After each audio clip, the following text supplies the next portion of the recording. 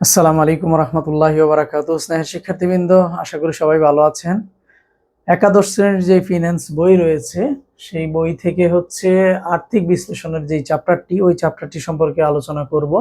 এর মধ্যে আমরা কুমিল্লা, চট্টগ্রাম, বরিশাল তিনটা বোর্ডের মধ্যে যে এসেছিল 2018 সালে যে কোশ্চেনটি, সেই কোশ্চেনটির সমাধান করব ইনশাআল্লাহ।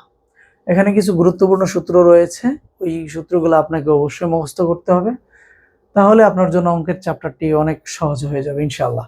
একটি উৎপাদনকারী প্রতিষ্ঠানে 2017 সালে 30 জুন তারিখে বিক্রি ও ব্যয় সংক্রান্ত তথ্যাদি নিম্নরূপ: বিক্রয় হয়েছিল 20,000 প্যাকেট বা পিস, 20,000 প্যাকেট বা পিস। বিক্রয় মূল্য প্রতি প্যাকেটের ধার্য করা হয়েছিল 11 টাকা। পরিবর্তনশীল ব্যয় প্রতি প্যাকেটের ধার্য করা হয়েছিল 6 টাকা। মোট স্থির ব্যয় যে কথা, স্থায়ী ব্যয় একই কথা, 60,000 টাকা।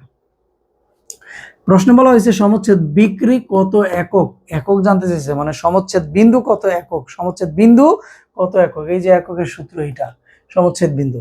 তাহলে আমরা যদি সমাধানটা করি, গ নম্বরের সমাধান, সমচ্ছেদ বিন্দু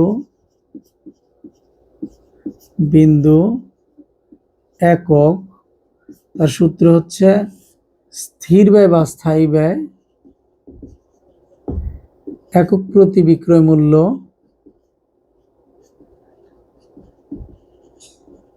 মাইনাস একক প্রতি পরিবর্তনশীল ব্যয়।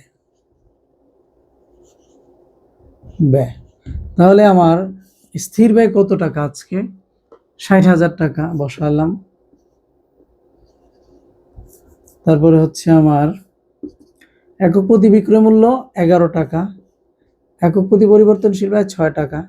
তাহলে আমার উপরে রয়েছে 60,000 আর নিচে রয়েছে 5, তাহলে 5 6 30, তাহলে আপনার হচ্ছে 12,000 হবে, 5 12 60, তাহলে 12,000 প্যাকেট বা একক, 12,000 প্যাকেট বা একক। তার উত্তর হচ্ছে 12,000 প্যাকেট বা একক। গ নাম্বার কিন্তু কমপ্লিট হয়ে গেল আমার। ঘ নাম্বার প্রশ্নে বলেছিল 10,000 প্যাকেট বা 15,000 প্যাকেট পণ্য বিক্রির ক্ষেত্রে প্রতিষ্ঠানটার তুলনামূলক লাভ বা ক্ষতি বিশ্লেষণ করে দেখাও। তাহলে এই যে লাভ বা ক্ষতি, মুনাফা বা ক্ষতি, লাভ বা ক্ষতি, মুনাফা বা ক্ষতি, পরিচালন মুনাফা, সূত্র কি বিক্রয় মাইনাস পরিবর্তনশীল ব্যয় মাইনাস স্থায়ী ব্যয়। যদি আমরা গ নাম্বার দিয়ে এটা করি, 10,000 প্যাকেটের ক্ষেত্রে, 10,000 প্যাকেটের ক্ষেত্রে এই যে মুনাফা বা ক্ষতির সূত্র, মুনাফা অথবা কি স্ল্যাশ ক্ষতির সূত্র, বিক্রয় মাইনাস পরিবর্তনশীল ব্যয়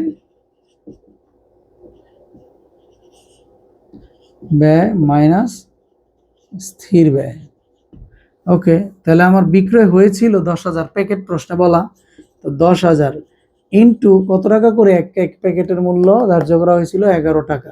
বিক্রি হয়েছিল কিন্তু আমার 10,000 প্যাকেট, 10,000 টাকা না 10,000 প্যাকেট, ইন্টু 11 টাকা করে, মাইনাস পরিবর্তনশীল ব্যয়। আচ্ছা, আমি যে 10,000 প্যাকেট বিক্রি করলাম, 10,000 প্যাকেটকে উৎপাদন না করে বিক্রি করলাম, তাহলে পরিবর্তনশীল ব্যয় মানেই তো উৎপাদন ব্যয়, পরিবর্তনশীল ব্যয় মানেই তো উৎপাদন ব্যয়। তাহলে আমার 10,000 প্যাকেট নিশ্চয়ই উৎপাদন করতে হয়েছিল, তাহলে 10,000 প্যাকেট ইন্টু হচ্ছে উৎপাদন হয়েছিল বা পরিবর্তনশীল ব্যয় লেগেছিল আমার 6 টাকা করে, গুণ দিলাম, মাইনাস স্থির ব্যয় তো 60,000 টাকা বলেই দেওয়া আছে। এখন যদি আমি ক্যালকুলেশন করি, এটার দাম আসে 1,10,000, আর এটা আসে হচ্ছে 60,000, আবার এইটা আসে হচ্ছে 60,000। তাহলে 1,10,000 থেকে দুইটা মাইনাস করলে 1,20,000 মাইনাস করলে মাইনাসের আসে 10,000, মাইনাসের আসে 10,000, এই যে ব্রেকেট। তাহলে অতএব ক্ষতি হচ্ছে 10,000 টাকা। তাহলে 10,000 প্যাকেটের ক্ষেত্রে হচ্ছে এই অবস্থা, 10,000 প্যাকেটের ক্ষেত্রে হচ্ছে এই অবস্থা ক্ষতি।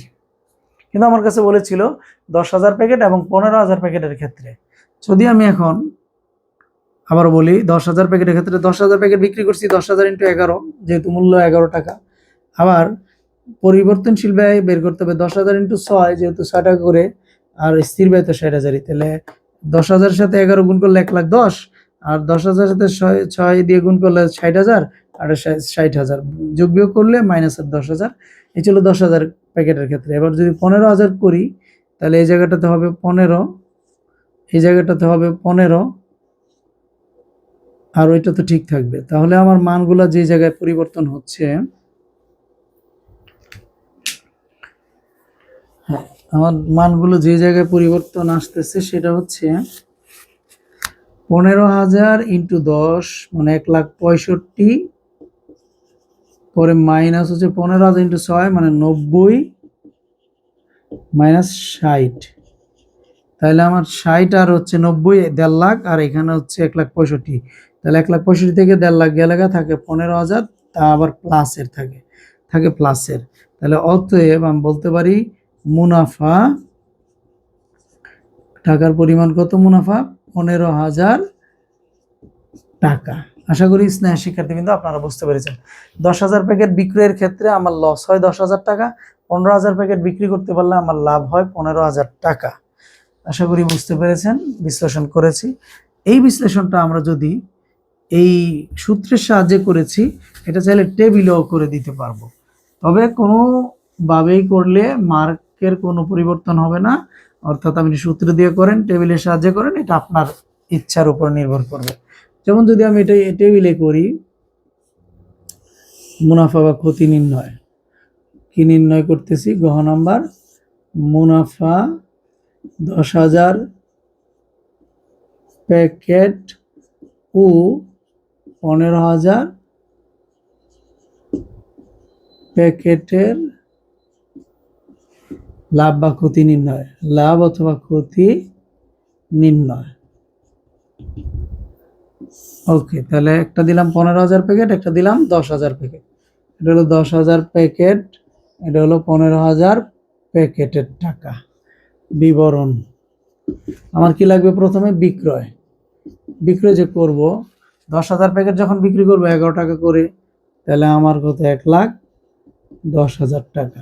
যখন 15,000 প্যাকেট বিক্রি করব তাহলে 1,65,000 টাকা। 10,000 ইন্টু 11 টাকা, 15,000 ইন্টু 11 টাকা, এই হচ্ছে বিষয়। যদি আপনি চান এইভাবে দেখাই দিতে পারেন, 10,000 ইন্টু 11, তারপরে হচ্ছে ও 15,000 ইন্টু 11 মাইনাস পরিবর্তনশীল ব্যয়, তাহলে অবশ্যই আমাকে এই পণ্যগুলো উৎপাদন করতে হয়েছে, যেহেতু আমি বিক্রি করেছি। তো উৎপাদন যে করেছি 10,000 একক, 6 টাকা করে লাগছে, তাহলে হচ্ছে 60,000, আর ওইটাতে হচ্ছে 15,000 ইন্টু 6, তাহলে 90,000। বাদ দেওয়ার পরে রইল এখানে 50,000,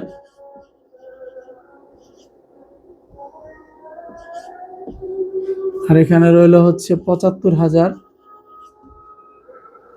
তাহলে সূত্র কি ছিল? বিক্রয়, পরে বাদ দিলাম পরিবর্তনশীল ব্যয়, যেহেতু মুনাফা বা ক্ষতি বের করতে বলছে, লাভ বা ক্ষতি বের করতে বলছে, পরিচালন মুনাফা বা ক্ষতি বের করতে বলছে। বিক্রয় থেকে পরিবর্তনশীল ব্যয় বাদ দিয়েছি, এখন বাদ দিব স্থায়ী ব্যয়। তাহলে বাদ স্থায়ী ব্যয়। কত স্থায়ী ব্যয়? প্রশ্নে বলা আছে 60,000,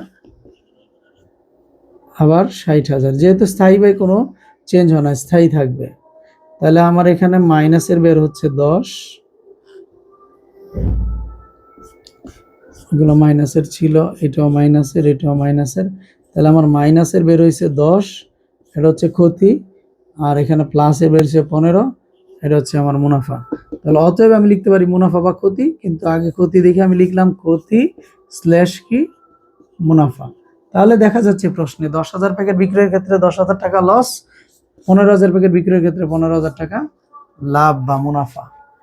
স্নেহ শিক্ষার্থীবৃন্দ, আপনারা আশা করি বুঝতে পেরেছেন। ভিডিও একাধিকবার দেখলে অবশ্যই বুঝবেন, এটা কঠিন কোনো চ্যাপ্টার না, সূত্রগুলি শিখবেন, তারপরে হচ্ছে বইয়ের আলোকে আপনারা প্রশ্নগুলোর সাথে অঙ্ক করে করে মিলাবেন। আশা করি ইনশাআল্লাহ সহজ হয়ে যাবে। সকলকে ধন্যবাদ।